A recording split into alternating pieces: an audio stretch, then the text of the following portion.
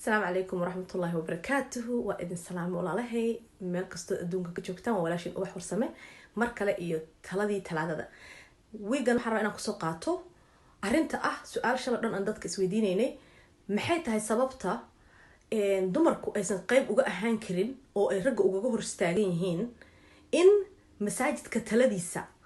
iyo arrimaha bulshada markii laga hadlayo ilaa masaajidyadii hadda waxay noqdeen meel arrimaha bulshada ay tahay laf dhabartoodii marka laf dhabartii arrimaha bulshada meelihii ugu muhiimsanaa maxay tahay sababta rag kaliya ay ugaga yihiin maamul ama board dumarkana aan loogu ogoleyn masaajidyada qaarkood hadhow yaan la isoo qabsanin qaar baa ahayaan la oran